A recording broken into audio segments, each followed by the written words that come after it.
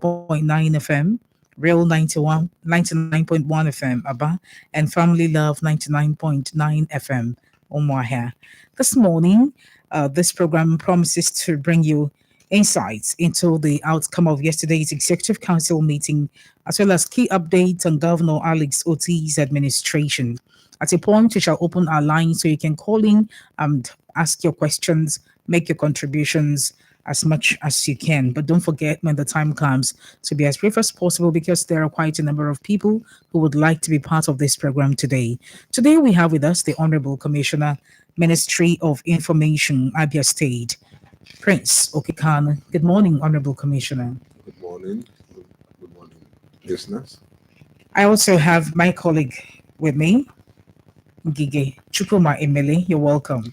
Thank you, Chidezerem. Honorable Commissioner, you're welcome to the program. Thank you. So we have a few questions for the Honorable Commissioner, and I'm sure he is more than ready to let us into activities going on in the state. Let's begin by asking you, the Commissioner. Abia State Government has introduced a comprehensive education management and information system, EMIS. Can you tell audience what this is all about? Okay. It's a system that is meant to drive efficiency in the educational system,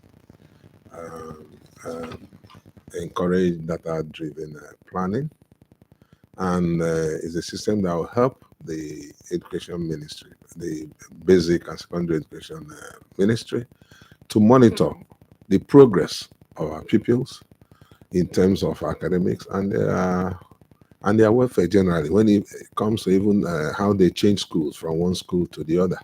And it will involve both the private and public institutions. Every school in the state is part of that system.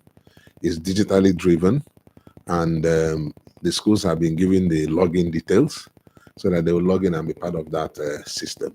But speaking generally, is a system that's meant to encourage efficiency and proper service delivery in the basic and secondary education sector. Okay, Honorable Commissioner, sir, we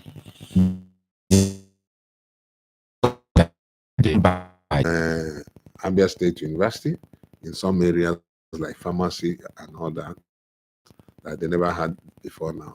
If you take your minds back, when we came in, the medical students in that school, they have many states that hadn't, we lost accreditation. That was one of the first things this government did to, get back that accreditation. And I had gone through all the tertiary institutions. Obonayo Poly, they have accreditation for their courses. They are set in Arochukwu. The same has been reviewed in terms of facilities. A new management has been put in place. The student enrollment has increased.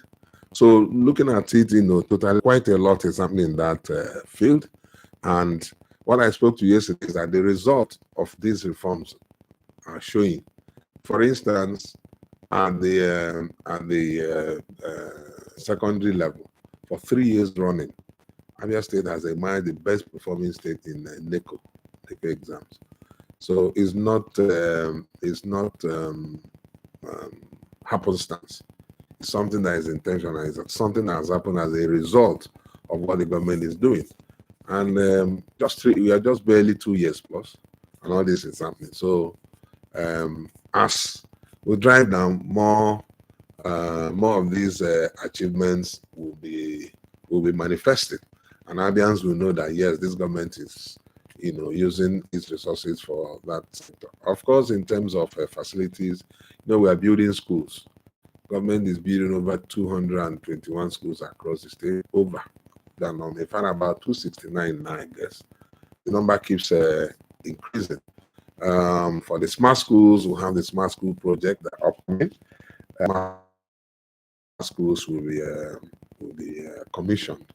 And these things will keep happening. It's like a moving target, what's happening in the education sector, just like in other sectors. So government is doing a lot in that sector. But specifically speaking, what I spoke to yesterday was just what I felt was the aim some of these reforms, the reforms going on in that sector, to say that specifically we can speak to one that look at what this government has achieved for students. Yeah, and let me even stretch that to sports as well. Sports development. You know, in the school, education goes hand in hand with sports.